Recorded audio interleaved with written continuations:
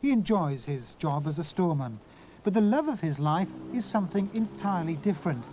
Eagle-eyed motorists may have spotted it.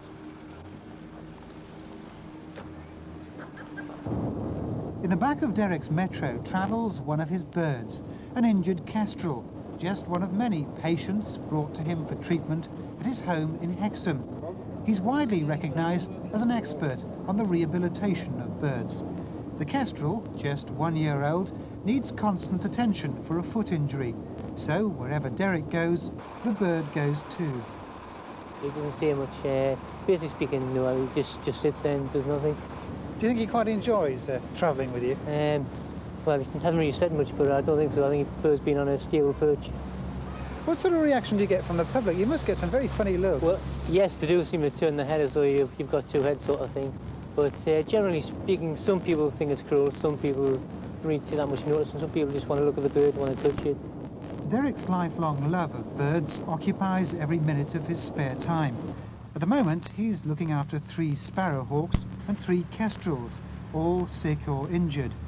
Since he was a child, he's nursed literally hundreds of casualties. Through the years, I've obviously gained a great love and knowledge from them. So ideally, I like to sort of take in birds to improve my knowledge on them.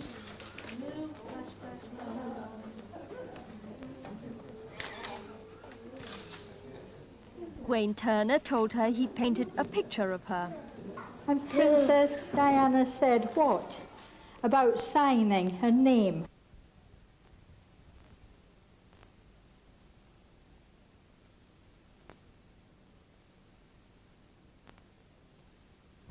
But if it's been like, fell out the nest and obviously it's imprinted on a man, you're not really supposed to send them back to the wild unless you really train them how to hunt. Derek's well on his way to becoming an official bird healer, licensed by the Department of the Environment. Meanwhile, the birdman of Hexham enjoys the privilege of carrying a kestrel as a backseat passenger. Better than a nodding dog any day. Few weeks for northern life. Few weeks and his feathered friends. Now we know what happened to the birdman of Alcatraz. Time now for a short break. We'll be back in just a minute or so with more news. And we have the fascinating... Enough to see Noble imprisoned, they wanted their falcons back home. You know, it's something that we really like as something that not just belongs to us, but it's a Mallorcan bird, you know, it's one of us. For the moment, the birds are being released into a large aviary. 2 weeks of careful surveillance until they're ready for the wild. Hey, look at that, straight away. Wow. Yeah, it's lovely. There's, there's one side of it which is the law. Obviously, Mr. Noble broke the law. But the other side is he took, 6 beautiful birds out of the wild and then took them back to Britain. And they don't belong there. They belong here, where they've got a chance of supporting the wild population as they should be. Just a few miles away is the small island where the birds began as eggs. The Isle of Dragonera is one of the few places in the world where Eleonora's falcons breed. It's the first time the RSPB has managed to take back birds that were stolen from abroad. They're now determined that this will be the ending for any similar story in the future. Generally, the approach to anything these days is the pragmatic approach. How much is it going to cost? If it's too much, it's not worth it.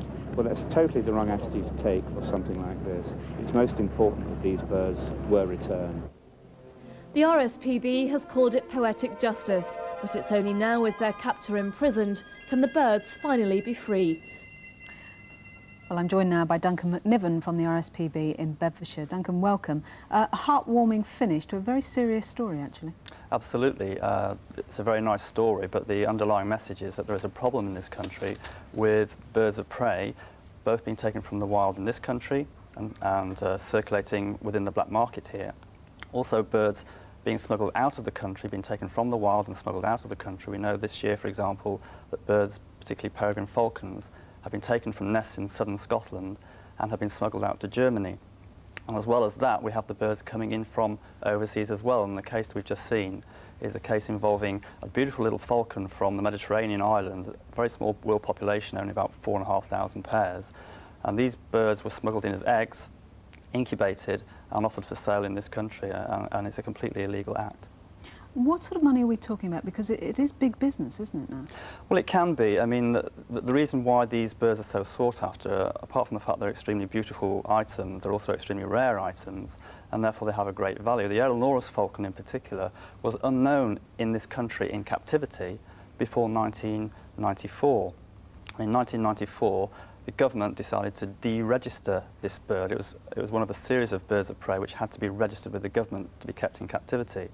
Since deregistration went out, we suddenly started seeing Eleonora's falcons appearing in the country, and that's the situation here. So a free market has been established? Yes, I think one of the problems is that we now, because we have no internal trade barriers within Europe, and people can circulate freely, then they can bring in birds from overseas which don't naturally occur in the UK, and they can come in without any border controls at all. And unfortunately, the UK legislation, which is supposed to protect wild birds, doesn't really account for the overseas species like Eleonora's falcons. It only accounts for the British native species. There's a new testing coming, isn't there, of DNA testing, where feathers are taken from birds in the nest, and you can now trace sometimes some of the rare species that have been stolen. How does that work? Well, it's been a great advantage to the police and the Crown Prosecution Service and agencies like the RSPB. What it is it's based on the DNA technique that's used in human paternity analysis. Basically, it's genetic fingerprinting. What we're able to do is we're able to show that birds held in captivity, which have been claimed to have been bred in captivity lawfully, are in fact wild taken. So we're able actually to say that offspring of birds bred in a certain year are not the offspring of the parents they're supposed to be. Many species, not just birds, are being killed in freights and so on. They're dying en route to Britain, being smuggled in. The RSPB and RSPCA and all the organisations would be terribly worried about the increase in this problem. It's an ongoing problem, and it doesn't seem to be getting any better. We've had a lot of successes in recent years, particularly with the use of DNA genetic fingerprinting. Some of the big players in the field are now behind bars, and yet we still see cases like the Eleonora's falcon cases coming along.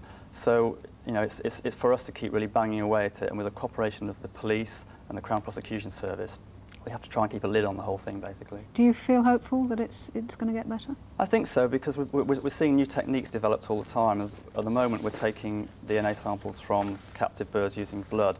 Nottingham University are developing a technique for simply using feathers, and in the future, we'll be able to match birds in captivity from specific wild nests and be able to prove they've been taken from specific wild nests. Thank you, Duncan, very much. Well, now a quick reminder of how to get in touch with us to have your say on the issues in the news. You can phone us on 0181 811 1000 or fax us on 0181 811 1010, and those lines are open now. Or you can email us on breakfast.news.extra@bbc.co.uk. Thank you for joining us today. The next news at 11 o'clock, Breakfast News Extra tomorrow at 9. Bye-bye. Leg. OK, John, it's all yours.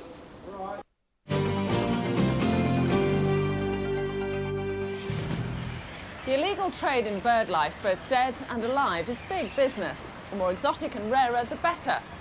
Now, in our next case, the police raid the home of a man selling incredibly rare birds. He claimed they were the offspring of legally kept birds, but modern science proved that he was lying, and he was sent to jail.